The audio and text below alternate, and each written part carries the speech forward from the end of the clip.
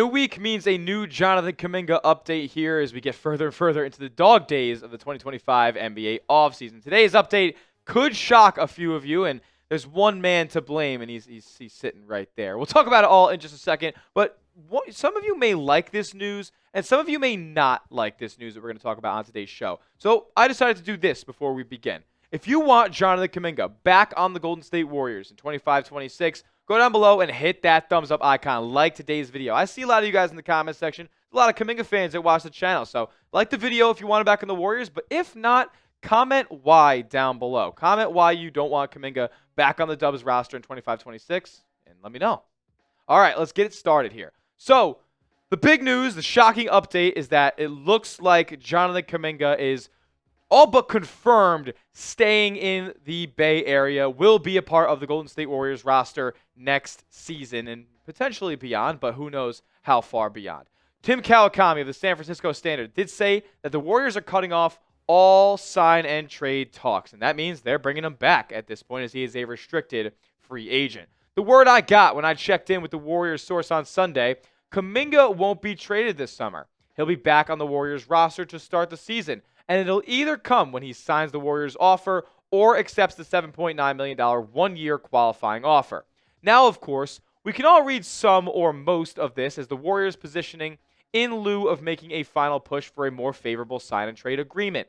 The Warriors have definitely had some discussions with other teams around Kuminga, and once you start having discussions, you can always finish one of them, no matter how your public stance appears to be at the time. But several sources have indicated that the Warriors have been unenthusiastic about the general idea of a Kuminga sign and trade from the outset. The broad context is that Joe Lacob remains a fan of Kuminga and is determined to either keep the 22-year-old on the roster or get real value in return, and he's willing to wait it out. The Warriors have not yet gotten real value in return for Jonathan Kuminga. Once again, this is an absolute disaster class in the Warriors front office from Kuminga and his representation, and really everybody that's involved in this whole scenario.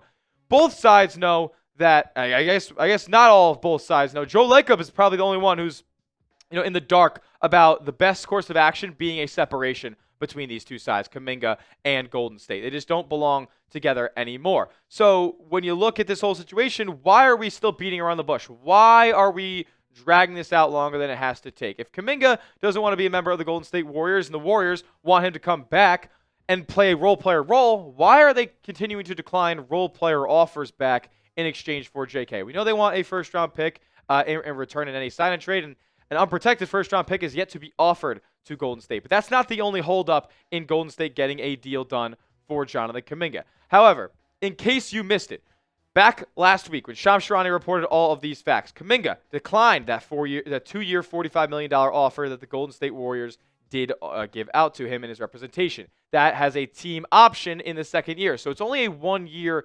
guaranteed contract of about $21.5 million. Now the holdup between both sides here is the Warriors want Jonathan Kuminga to waive the inherent no-trade clause that would come with this deal. The qualifying offer wouldn't even be on the table if a no-trade clause really wasn't, or if there was no trade clause involved in that Golden State deal.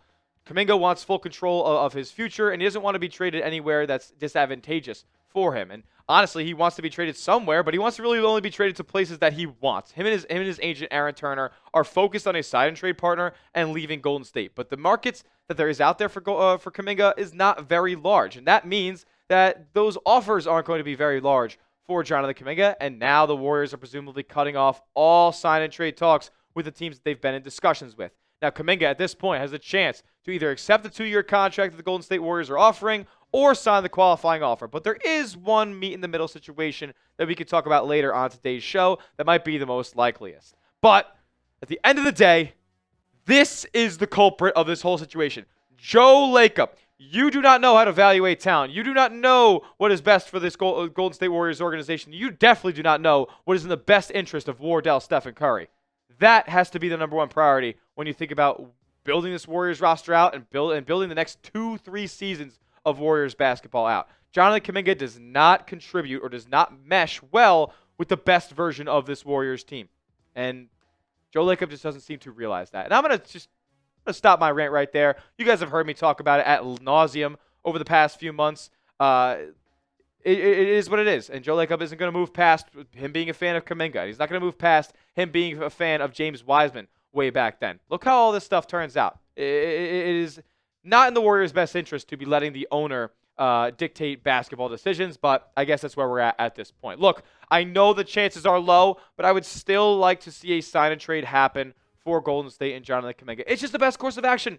You come into next season with a unit and a roster that you probably believe is going to be pretty similar to the one that gets played in the playoffs when that comes around, versus bringing in Jonathan Kuminga and there being a ton of uncertainty. Will Steve Kerr play him versus won't they play him? Will they be able to find a trade partner at all? Or if he signs a qualifying offer, he's just a sitting duck waiting to be an unrestricted free agent and leave for nothing next offseason. So they put themselves in an absolute hole. I would still like to see them make a sign and trade happen this offseason just to get any semblance back of a return for Kuminga, because there's a good chance that you might not get one if he signs that qualifying offer. As far as the offers that are out there right now, though, I get it for Golden State's point of view. Like, they're pretty bad. And Malik Monk at the protected first, which apparently the Kings have been willing to offer up to the Warriors in exchange for Kuminga, has been on the table for a little bit. But the Warriors, there's a lot of hoops they have to jump through in order to get that done. And they're also not that keen on Malik Monk at all in the first place. That protected first-round pick, they also want that to be an unprotected first-round pick. But that's not the grand holdup. We'll talk about what that really is in just a second. The Suns, on the other hand, they're the team that's probably most inclined to get Jonathan Kuminga, as they have offered 4 years, $90 million to him. The Kings only 3 years, $63 million. I believe there's a player option in that third year. But the Suns' offer is far worse than the Sacramento Kings offer. Royce O'Neal, Nick Richards, and some second-round picks. That is absolutely. I would think about just bringing Kuminga back at that point. Like who cares? Like that is garbage set of assets in a Golden State trade. I get them not wanting to make that deal. So where does that leave Golden State? Well, really only seems like the Kings are the team that has a chance to make a Kuminga deal happen at this point. They have a couple young players in the roster that they have yet to offer. Can Golden State wait them out by potentially getting a bigger return? We shall see. But Sam Amick of The Athletic, who's been really tapped in throughout this situation from both Sacramento and Golden State side, said this on Twitter. It was too long. I had to make it into a double quote graphic here. A quick and belated follow-up on the Jonathan Kuminga reporting from Friday. Anyone saying that the first-round pick protections are the only obstacle in a Kings-Warriors sign-and-trade is wrong. As I'm told, Golden State really doesn't want to move either Buddy Hield or Moses Moody, which would be required, or else the Warriors would be hard capped to the first apron. They'd be able to make no more moves after getting this trade done for Monk. And yes, as Tim Kawakami reported, the Warriors are indeed signaling that they expect Kuminga to be on the roster next season. That being said, nearly 2 months remain before his qualifying offer deadline on October 1st. Plenty of time for something to change here. So, as it stands today, Jonathan Kuminga will be a member of the Golden State Warriors for the 25-26 season, and who knows how long beyond. But with the 2 months still leading up before that qualifying offer deadline, the Warriors seem to have a little bit of leverage from my point of view. Kuminga should not want to sign the qualifying offer. You're kind of dooming yourself. Not only do you make way less money than you would make in the first year of Golden State's presumptive offer that they've given to Kuminga, but there's also a good chance that if you do that, you're not going to play at all in Steve Kerr's rotation. You'll be getting DMPs all year long next year, and that will make your free agency market for the following offseason and your unrestricted free agency much lower than it would be right now if those teams have the cap space at this point. You're going to have a whole season of inconsistency and really not much production out there on the basketball court. So he should not want to sign the qualifying offer and kind of put himself pegged in a corner like that. Now, with more money on the table for Kuminga, it makes sense for Golden State. They can just wait. They can wait this whole thing out to where they're at right at the last couple days of September, and they're like, okay, well, Kuminga, we don't really want you to accept the qualifying offer. Maybe we meet in the middle a little bit on this deal, or by that point, another team, the Kings, potentially. I would say that the Kings are the only team that has a real shot at making a deal worth it for Golden State. Maybe they up their offer by that point. Maybe they're desperate and love Jonathan Kuminga enough. But based on the contract that they're offering to him, I doubt that they're that in love with Kuminga to be able to mortgage away the pieces that they have been off the table at this point. Keon Ellis, Keegan Murray, it doesn't look like they'll be end up being offered for JK. So in all likelihood, a Kings trade is dead. But you know me, man, I'm still holding out hope. Will the Kings increase their trade offer for Jonathan Kuminga? You let me know down in the comment section, yes or no. What do you think? Will the Kings cave? They're a pretty bad front office. Could Golden State wait them out and squeeze out some of their young talent from that roster? Let me know what you think, yes or no, in the comment section. Next, we're going to kind of talk about what I just alluded to, the likeliest resolution between these two sides, Golden State and Jonathan Kuminga. That in just a moment, but first, get hooked up with this awesome deal at this link right here, chatsports.com/win4thebay. It is the Warriors 2025 playoff shirt, and it's on a massive, massive sale right now. Literally half off. It was $35. Now it's $17.99. Get it at this link right here, chatsports.com/win4bay. This is still a productive and positive Warriors season, and I love collecting stuff like this. Nice Nike quality shirt as well. This link right here, chatsports.com/win4bay. That link will be in the comments section and description of today's video to make it easy for you guys. Go down below and grab a Warriors 2025 playoff shirt today. All right, now, the likeliest resolution for Jonathan Kuminga, because honestly, last week I had thought it would be him kind of holding the Warriors hostage and signing that qualifying offer. But Tim Kawakami came out and said that there's a way where it would probably work out best for both sides here heading into next season and beyond. Kawakami saying the following: "It's probably not yet time for the grand compromise, right? We still have 2 months left until Kuminga can decide whether or not to accept that qualifying offer.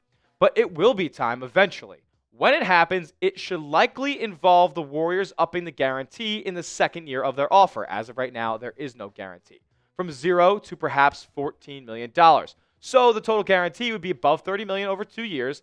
And by giving him a second-year guarantee, the Warriors help themselves out a little bit. They would wipe out Kuminga's right to block a trade next season. So with this 1-year guaranteed deal that Kuminga would be on as it stands today, a sign and trade or a no trade clause would come with that. But the Golden State Warriors won't sign him to that deal unless Kuminga waives it, which he's not going to do. So now they have to meet in the middle, guarantee a little bit extra more money, and that's where I feel like this thing ends up for Kuminga. Look, he is not worth the $25 million a year that he's asking for in any deal, and it doesn't really look like anybody's offering that to him at this point. So he's going to come back to Golden State, it all seems.